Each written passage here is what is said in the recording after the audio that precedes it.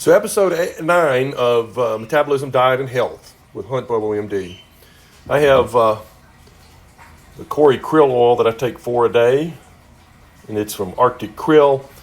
The theory is that the cold water fish have the most unsaturated, shortest fatty acids in the animal kingdom because if they had the longer chain and more saturated fats, it would turn to butter or wax, and they wouldn't be able to swim in the ice cold water. So the colder the water and the more marine it is, the better it is. And this has out of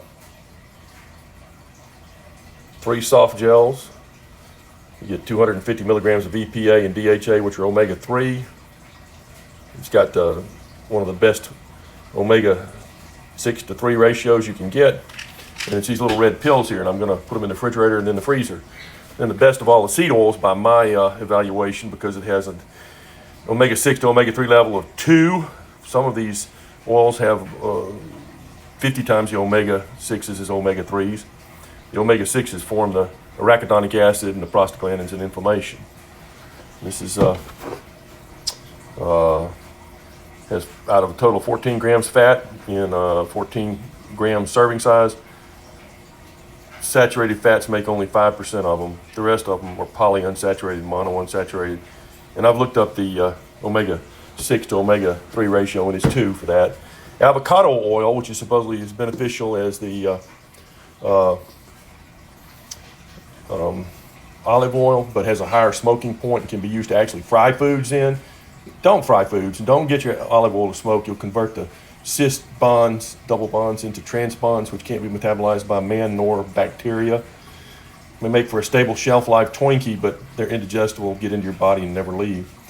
So the serving size is 1 tablespoon. I like the weight more than the volume, but it's 15 milliliters. 14 grams, so we'll assume it's 1 tablespoon weighs 14 grams. It's 10% saturated fat, 2 polyunsaturated, and 10, the biggest components, of monounsaturated fats. And that would include the LA, linoleic acid, and the single double bond monounsaturated fatty acids. This is olive oil. It has out of 14 grams, 1.5, similar to the avocado, just a little higher, and 11 grams of monounsaturated fats, similar profile, and it's supposed to be good for you. It has the LA and ALA in it. I just bought this because I saw it on the shelf. I know nothing about hemp oil. I've heard that it could be similar to the flaxseed oil, which is actually the vegan substitute for fish oil. Out of 14 grams, it has 11 grams of polyunsaturated fat, much like the pure canola oil, and 2 grams of monounsaturated fat. So that's a pretty good profile on the hemp oil. It doesn't have any CBD or THC in it, which is good. Don't want to get higher, it'd be illegal. And then flaxseed oil for cooking. Similar thing as linseed oil, like you treat the furniture with. And it's got 10 grams of polyunsaturated fat out of 14, 2 of monounsaturated. All these have no trans fats, so these pretty good profile. This coconut MCT oil is supposed to be medium chain triglycerides, all 12, 10, or 8, or even 6 carbon links.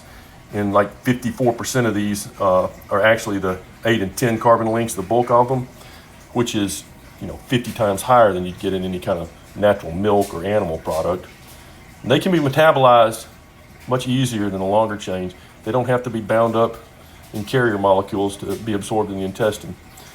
So it's got 13 grams out of 14 grams of saturated fat. Now these are short. The shorter the fatty acid, the lower the melting point, or the lower the freezing point is when it transitions from solid to liquid. The more double bonds there are, the lower the freezing and melting point. They're basically the same. One goes from a solid state to a liquid, and that's called melting. One goes from a liquid state to a solid. So to make this one liquid, it has to be short. Since it's saturated, there are no double bonds.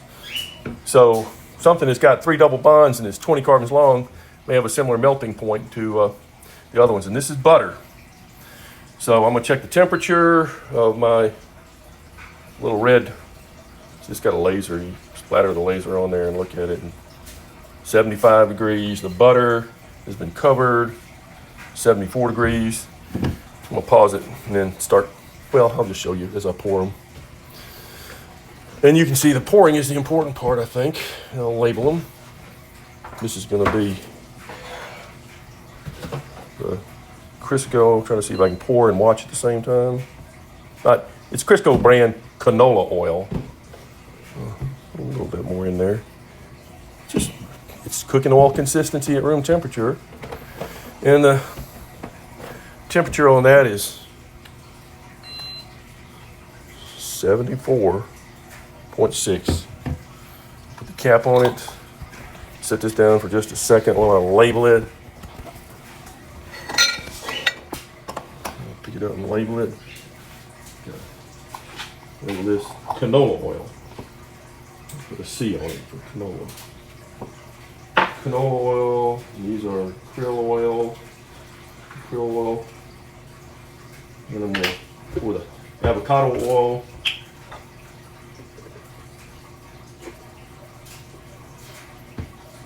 See, once you pour, similar consistency to the canola oil when you look at it at room temperature. And the temperature of the canola oil 74.3. Excuse me. Temperature of the avocado oil. Label it. And then the extra virgin olive oil. It looks a little bit thicker, certainly a little darker in color than the avocado oil. And let's see if I can hit this with this laser. See that splatter on there? 74.1. Label it.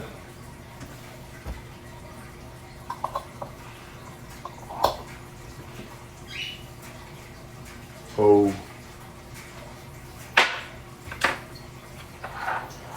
With the hemp seed oil. Let me put it down here where you can see the hemp seed oil. Well, it looks thicker and kind of green. Probably not thicker, it's just a smaller spout. And it's greenish looking. It really has a green tint to it.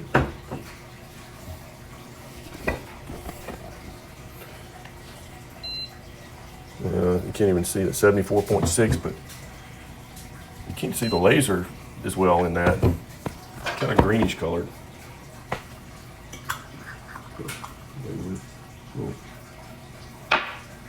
Hemp.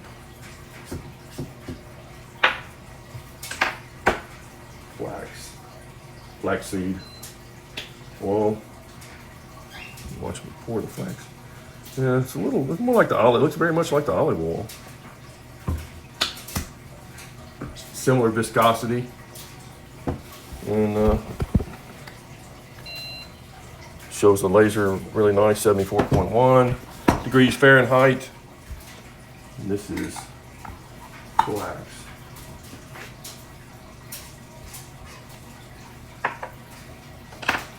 This is what I actually use to mix up my salad dressing for my Napa salad, MCT oil, because it really can be metabolized easier. We used to give this to the babies with premature babies that couldn't absorb food correctly.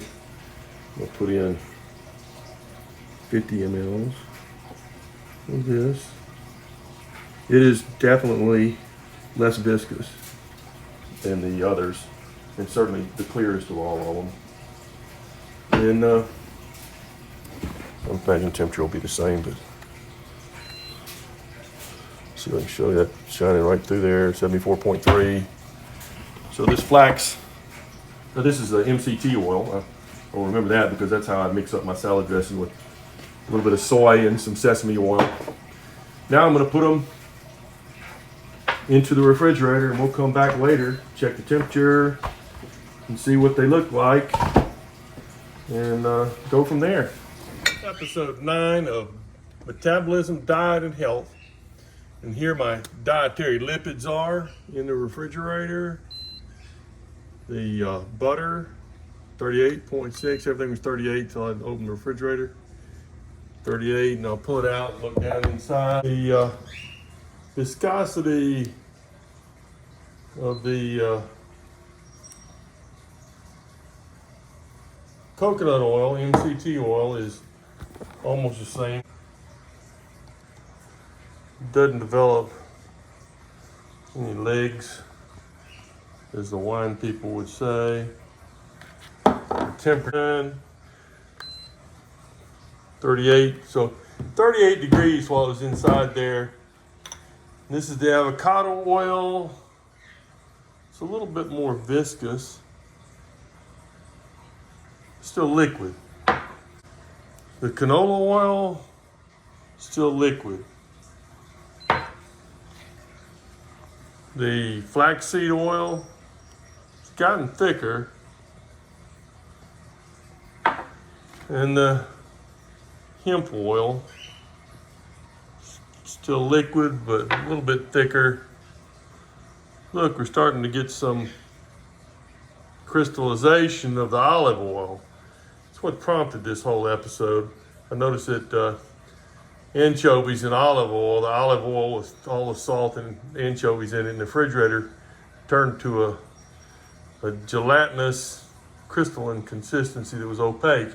So olive oil obviously has the freezing point higher than any of the others, and the butter is not soft, it's pretty hard. Of course, the gelatinous cap will have some kind of a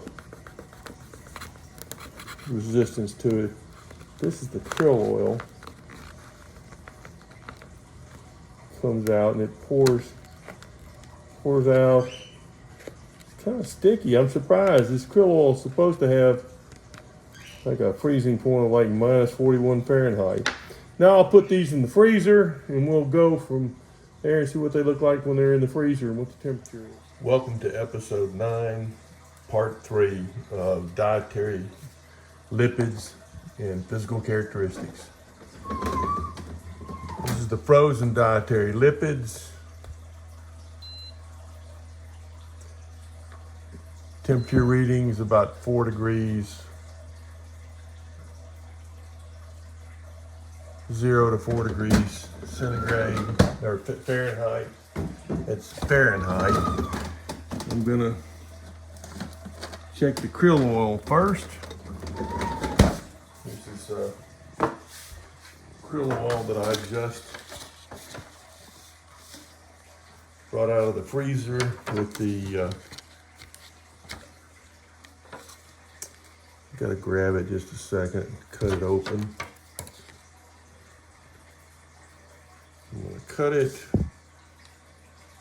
see how it squeezes. I'm gonna try to squeeze it out on the cracker. It is really almost like a lithium grease or alamide grease. It's very thick, spreadable,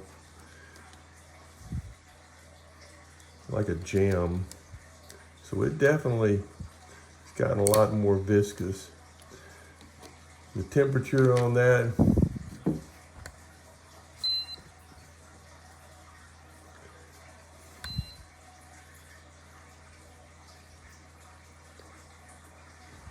was 5 degrees. This is one that's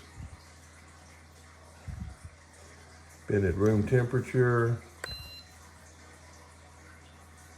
68 degrees, a little cooler than room temperature.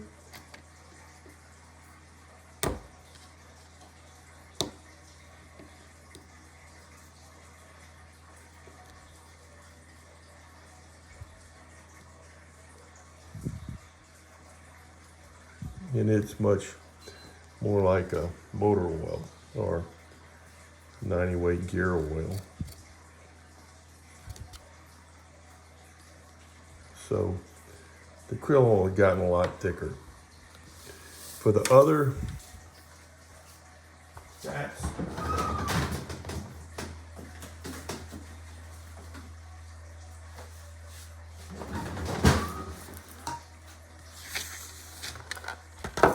butter, hard as a rock. The two that froze first, interestingly, are the ones that were supposedly better for your health. the avocado and the olive oil. This is olive oil. It was the very first one to freeze. Looks almost like butter. And the physical feeling hard like the butter. It almost fractures. That's olive oil. Certainly frozen solid at 0 to 4 degrees Fahrenheit. Avocado was the second one to freeze. Much whiter. And it's tough. A little more waxy, but still breaks up and is solid, frozen solid in a amorphous way. The canola oil wasn't frozen at 12 hours. And the canola oil is actually softer and easier to cut into, but still waxy, like an amorphous liquid.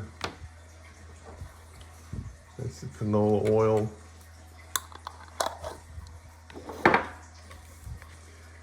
The two that weren't frozen last night were this flaxseed oil, still at 48 hours, but it's actually still like a honey consistency. Still liquid. Did not freeze at 0 to 5 degrees Fahrenheit. And finally, this hemp oil did not freeze. So the two that froze first were olive oil first, close second avocado oil, and the final one to freeze was canola. The flax and hemp seed oil never froze, and the butter, of course, froze early. MCT oil from coconut. In summary, the flaxseed oil and the hemp oil were the only two that didn't freeze. Join me next time on Metabolism, Diet, and Health when we discuss the omega-6 and omega-3 ratio in olive oil and canola oil.